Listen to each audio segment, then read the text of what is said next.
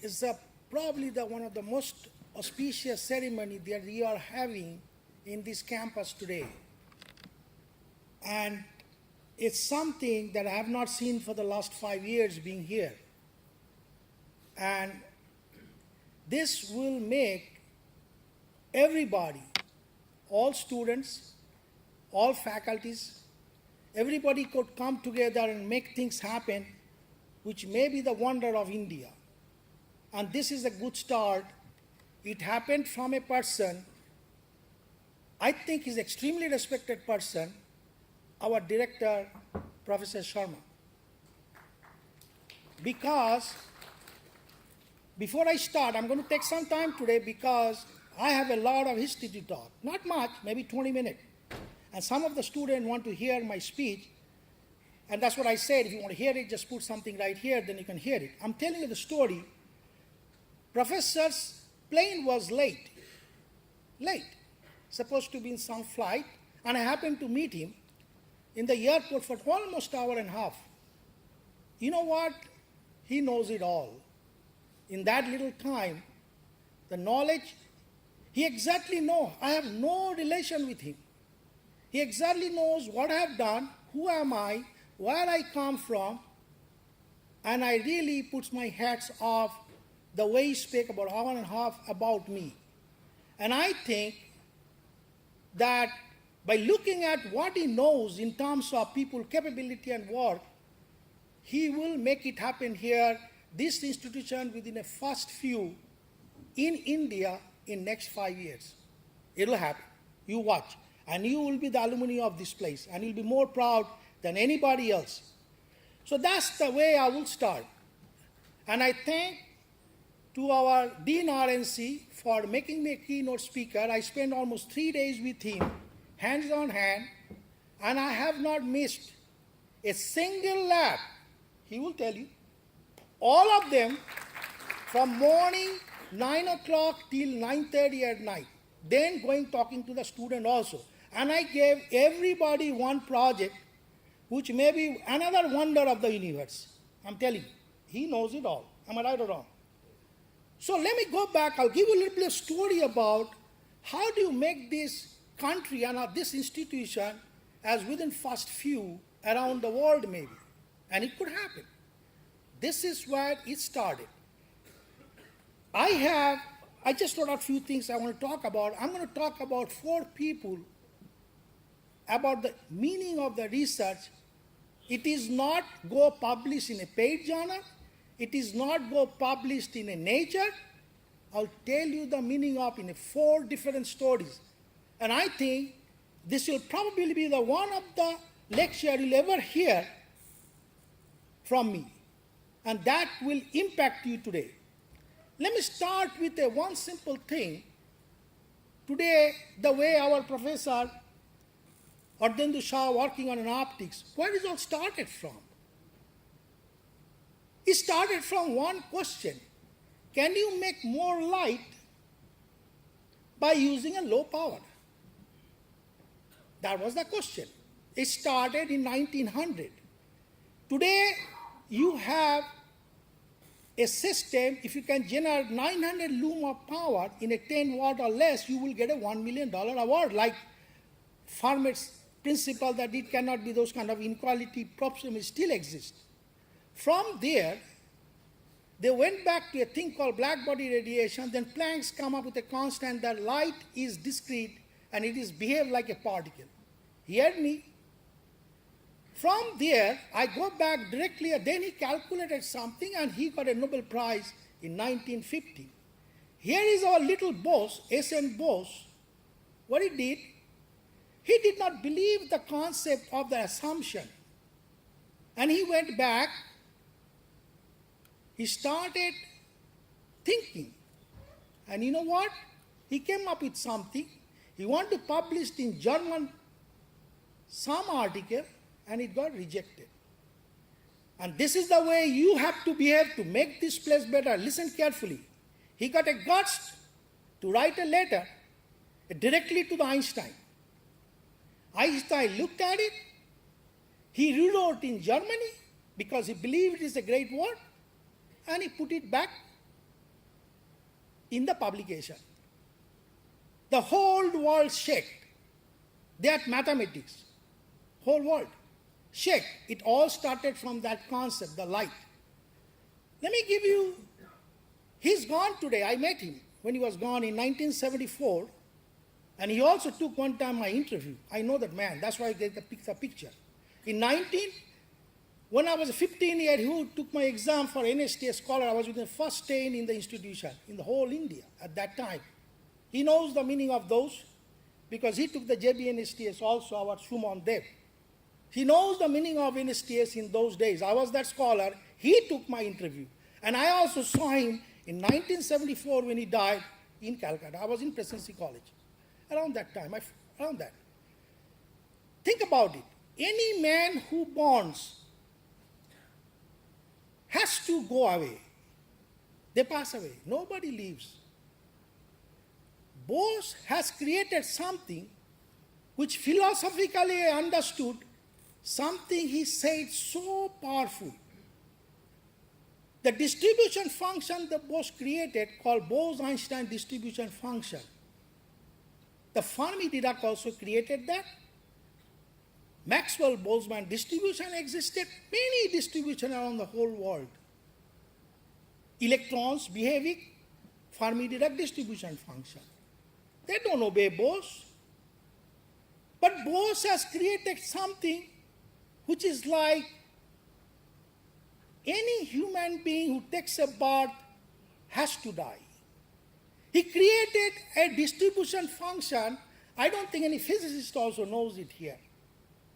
I'm going to tell you right now.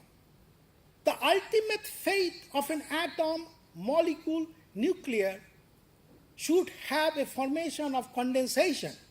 Means they will all collapse together and sink together.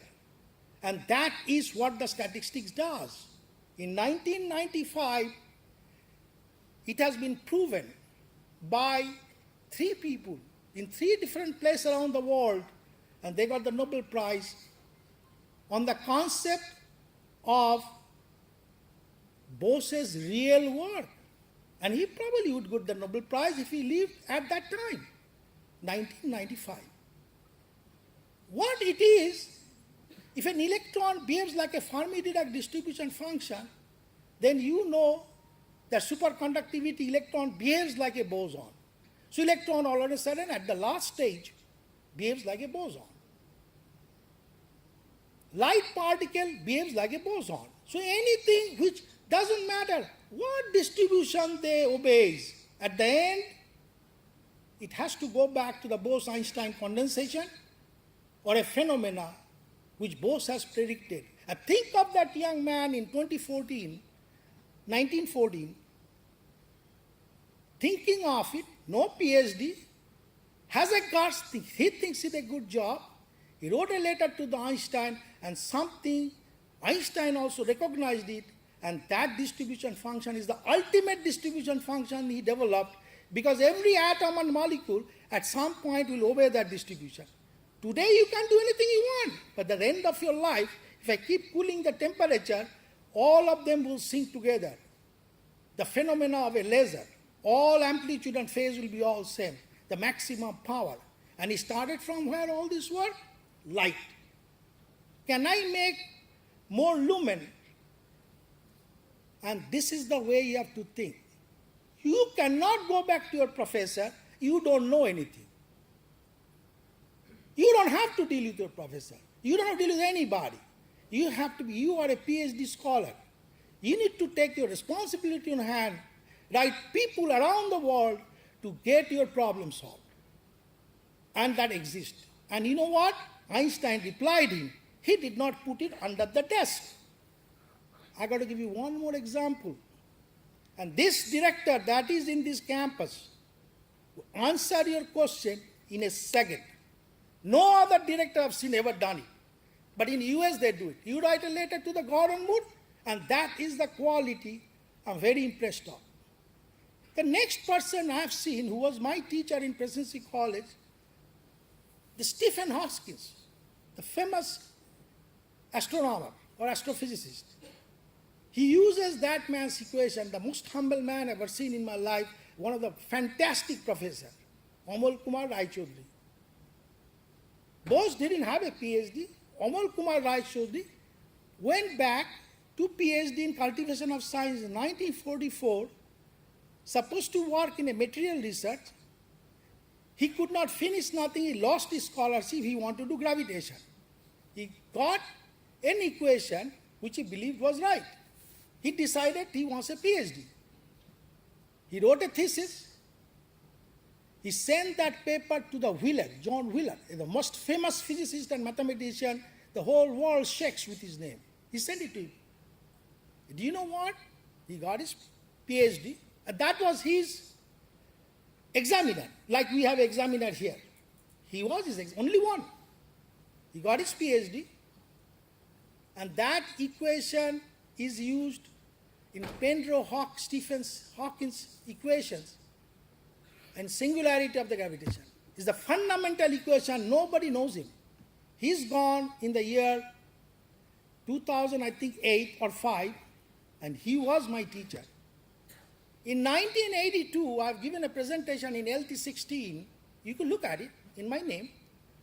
I gave a presentation in front of John Bardeen, who got a Nobel Prize twice, same room. And I gave a presentation on the same room, who got a Nobel Prize in 1992. His name is Douglas Ostroff. John Bardeen got a Nobel Prize twice. The question is, you can do it all in this particular place. You can do it all. You simply cannot hide under the table and don't do your work. You could do anywhere you want. But you have to open your mouth, you have to open your face, you have to look at everything. Now, these two people did not have a PhD or struggled to get a PhD. But there is another two people. I'll give you an example. One of them is a D. Broglie. He basically came up with something, and he 2-3 page thesis. He's saying other way around, that any particle which moves with a velocity v will have a wavelength lambda, unlike Planck. Planck says light means particle, and he says any particle that we know as a particle will be like a wave. And that generated a miracle in the whole universe. And he got his PhD in 1 day, 2 days with a through page, and he got a Nobel Prize within 5 years. Because it was been proven that really behaves like a wave, because we could use electron microscope to see your picture. So that's pretty fast. They're all God-gifted. That's a God-gifted. And he was persistent that that is what happens for the 5 years. And people worked on it. So your work, you have to promote. If you promote, you get an input, you do better. You can just simply depend on one people. You have to do it yourself. The another person, I'll give you a name, is Mossbauer effect. He's another amazing physicist. He got his PhD in 1958, and he got a Nobel Prize in 1961, proving something which is the most important thing in the world about the gravitation. So I think the opportunity that you are getting by being here in this institution under all the faculties umbrella, you can go to anybody. You can come to me, I'm open. You can come to me at 3 o'clock in the morning at my house. It's open door. Kole see me. Kole saw me. He was next to me in my door. One time, is Kole is here? No. He saw that. I'm sorry. He's here. He knows it. He said, Professor, you are doing good thing. It was late night, 12, 3 o'clock, 1 o'clock. I don't care. The people will always help you. You have nothing to be afraid of. I visited yesterday 150 labs, probably around that. Didn't miss a single one. Everybody working, but maybe this particular concept that happening right now, I think the best inauguration than any other inauguration I've seen for the last 5 years here. Best thing happened opening that book. the best thing that happened here, and it will drive everybody, includes faculty today, good work. Because most of the time faculties, even sometimes, they are also tired. Because the community, I saw amazing thing for the last 3 days. My mind has changed. I think this campus can do very good. And I got the opportunity because I don't know how they made me decision to be a keynote speaker, and that's what it is. So the last few words that I'm going to let you go after that is, you know what? You should just look around. As a PhD student, look around.